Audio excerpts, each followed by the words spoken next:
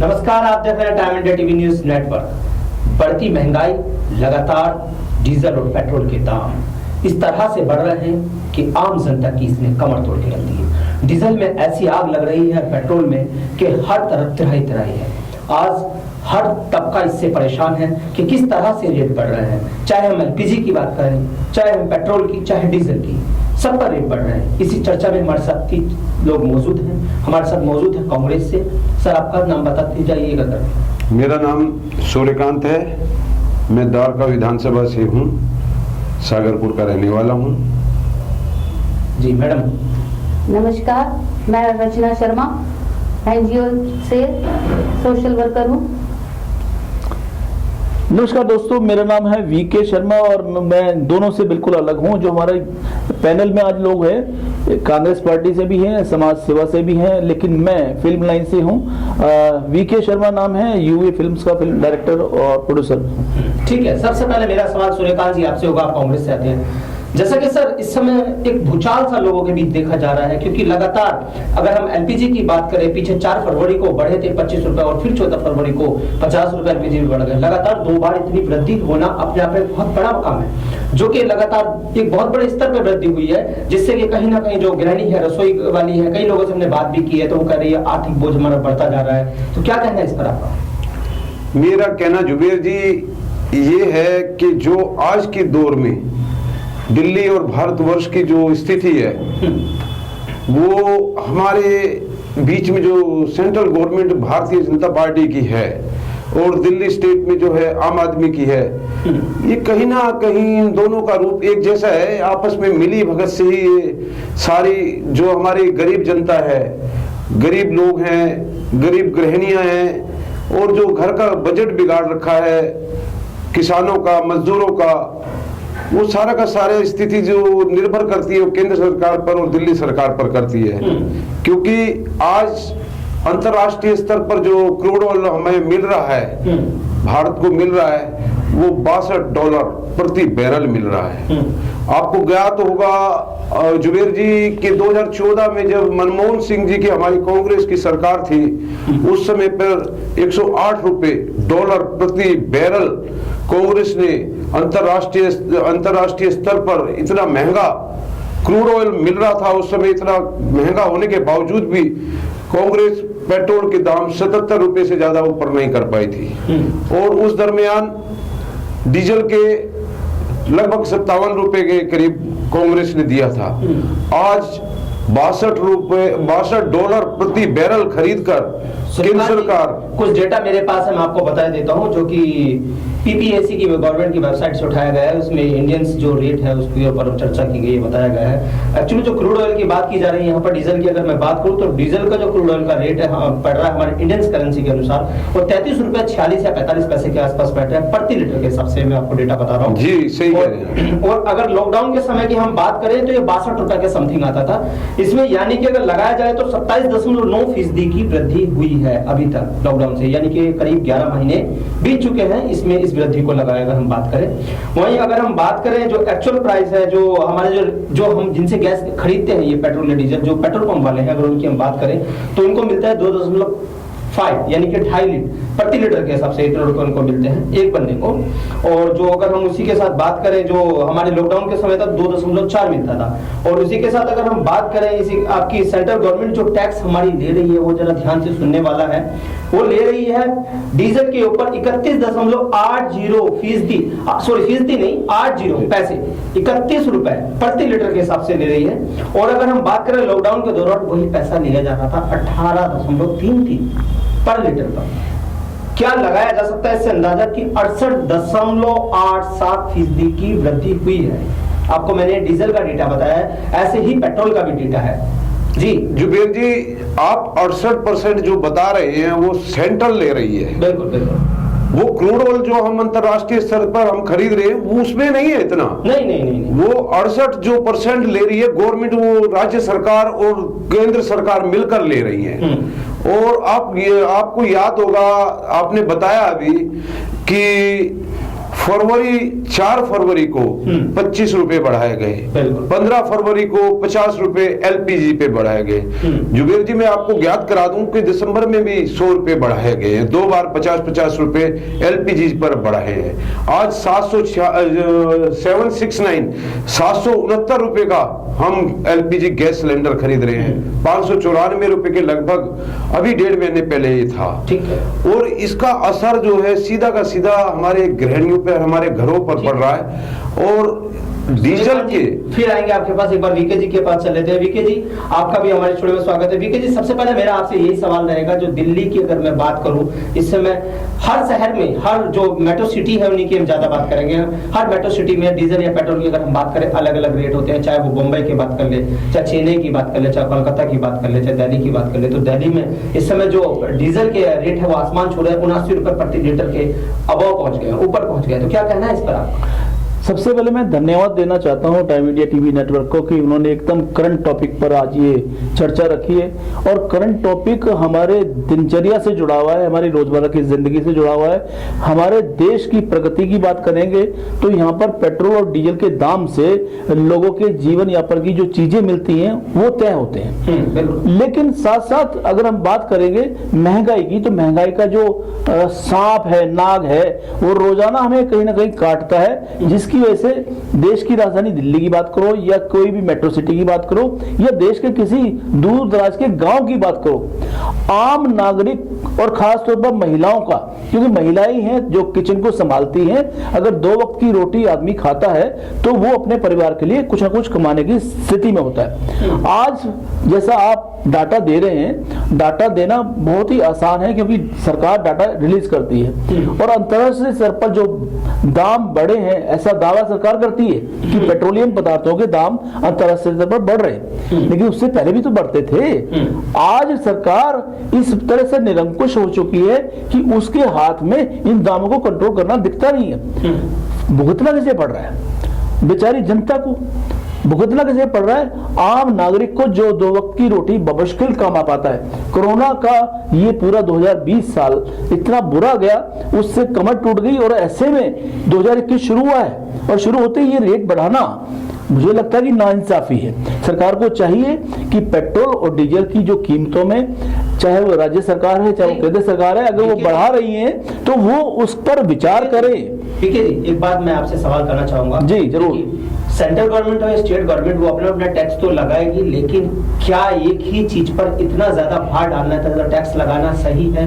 क्योंकि सारा कुछ क्या एक ही चीज से हो सकता है कि एक ही चीज से, क्योंकि रेवेन्यू तो सरकार को चाहिए, क्योंकि सरकार चलानी तो रेवेन्यू तो लेना पड़ेगा, लेकिन क्या इतना ज्यादा रेवेन्यू लेना सही होगा? मुझे एक बात का जवाब दीजिए, अगर कोई आदमी घर में रोटी और सब्जी खाता है, रोटी किससे बनती है? गेहूं से, चावल से, इस तरह से अपना वो खाने की चीज तैयार करता है। दाल भी वहीं से आती है, सब्जियां भी वहीं से आती हैं, लेकिन वो किसान के खेत में पैदा होती है, किसान के खेत से ट्रांसपोर्ट करके उसे मंडियों तक लाया जाता है और मंडियों से वो बाजारों तक पहुंचती है।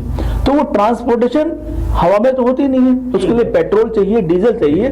एक बात मानिए कि बुनियादी आधार किसी अर्थव्यवस्था का पेट्रोल और डीजल है। यातायात का जो साधन है, अगर हम ट्रांसपोर्ट, अगर वैसे भी चाहे ह्यूमन बीइंग अगर एक यहाँ जगह से दूसरी जगह जाता है तो उसको पेट्रोल और डीजल की आवश्यकता पड़ती है।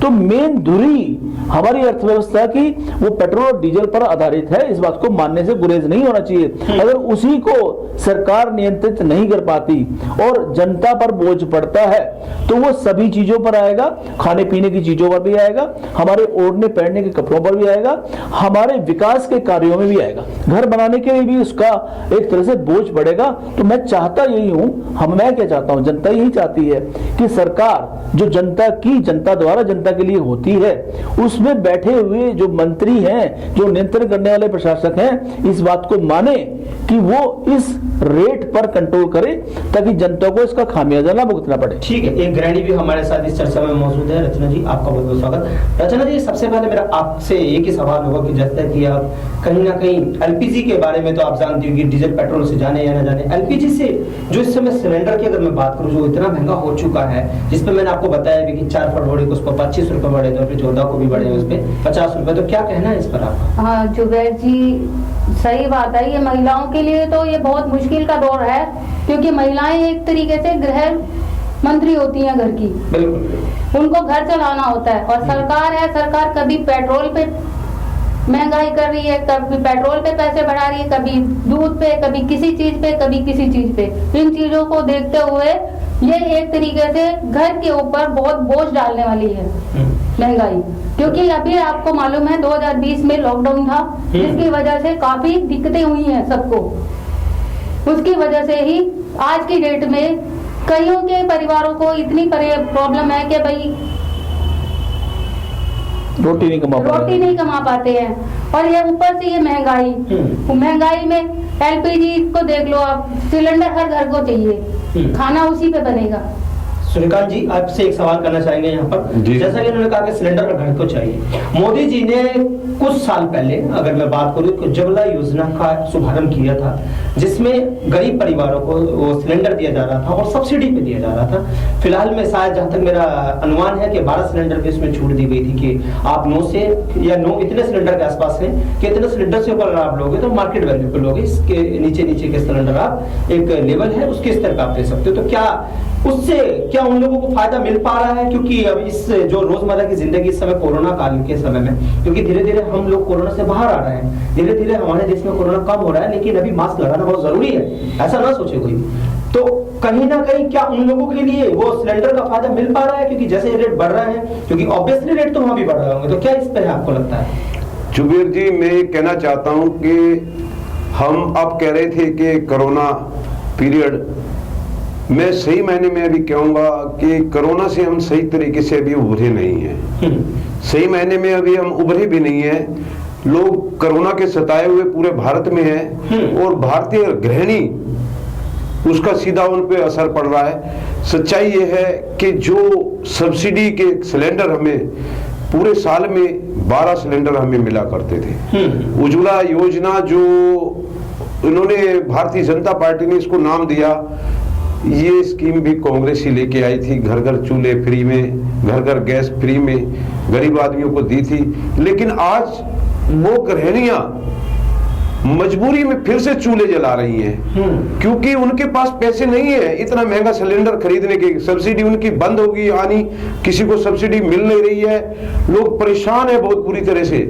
और मैं आपको ज्ञात करा दूं कि स्मृति ईरानी जी, जो हमारी केंद्रीय मंत्री है भारत सरकार में आज भी, वो इन एलपीजी को लेकर 2013-14 में रोड पर बैठकर सिलेंडर के साथ में प्रदर्शन किया करती थी, कांग्रेस के खिलाफ धरने दिया करती थी, लोगों को ये महसूस कराती थी कि कांग्रेस ने महंगाई करा रखी है। जबकि अंतर्राष्ट्रीय स्तर पे इतनी महंगा क्रूड ऑयल और इतनी महंगी गैस कांग्रेस के समय में खरीदी गई।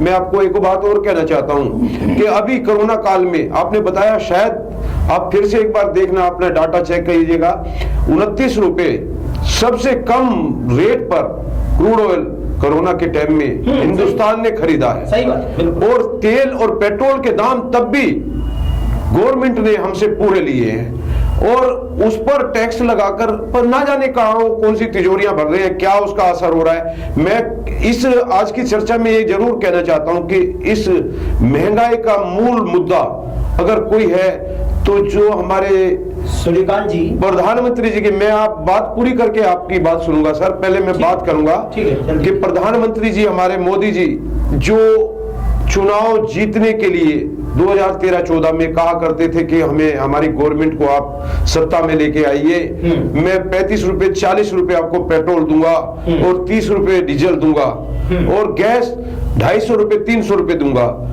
आपको ज्ञात होगा कि 414 रुपए का ये सिलेंडर एलपीजी का कांग्रेस के समय में था। हवाई तो, लेकिन ये जुमलेबाजी कब तक? ये जनता को जानना है, जनता को समझाइए, बताना है। जनता को भी तो ये देख ली है जनता आज मोदी को कि कहां किसी स्थान पर हमारे प्रधानमंत्री जी हैं। इतनी जुमलेबाजी ठीक नहीं होती जुबेर जी।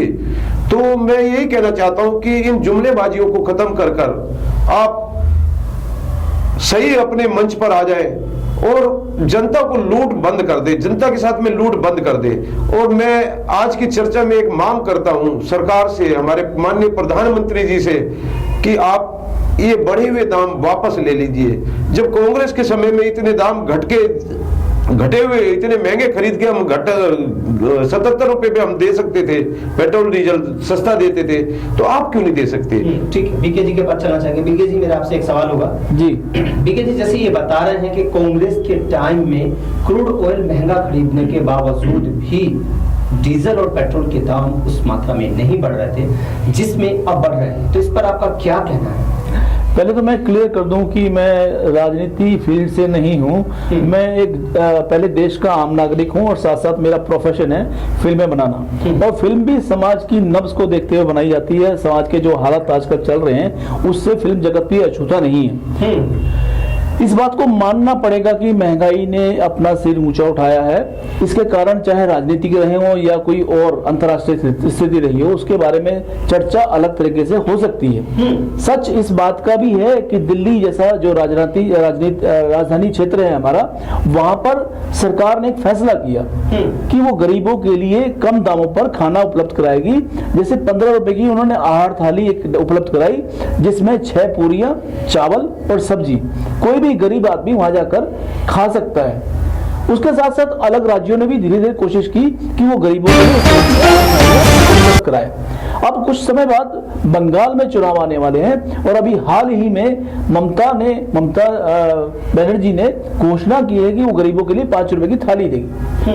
मेरा सवाल ये है कि इन लोगों ने, राजनेताओं ने, क्या जनता को भिखारी समझा है?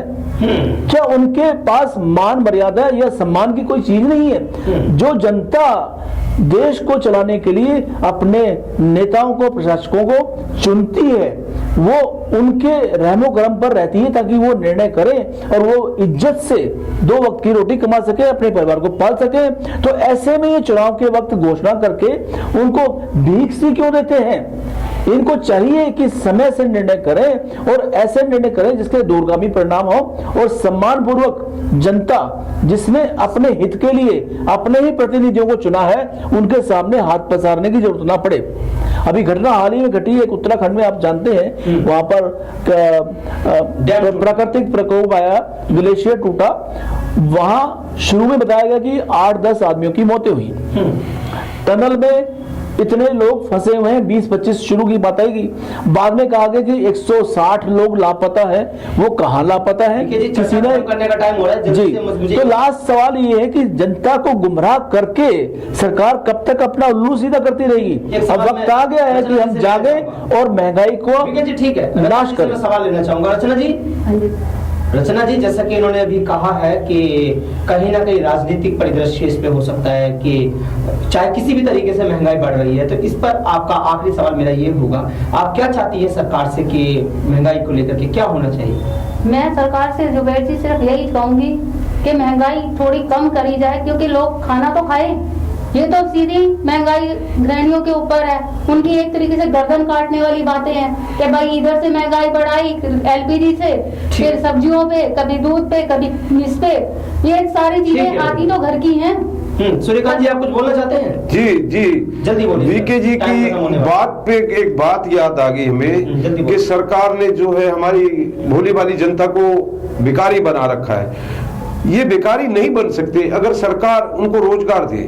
हमारे युवा जन जो है डिग्रियां ले लेकर वो आज रेहड़ियां लगा रहे हैं, कई छोले बेच रहे हैं, कई पकोड़े बेच रहे हैं, कई सब्जी बेच रहे हैं, और जब भी उनका गुजारा नहीं हो रहा। तो यही मैं कहना चाहता हूं वीके जी, आपकी बात को मैं पानी देता हूं कि आपने बहुत अच्छी बात कही कि जनता को भिखारी मानकर जो ये सारी व्यूह रचना जो राजनीतिक चल रही है उसको खत्म करने का एक यही जरिया है कि हमारे युवाओं को जो बेरोजगार है, हिंदुस्तान में बहुत बड़ी फौज युवाओं की बेरोजगारी की दलदल में है।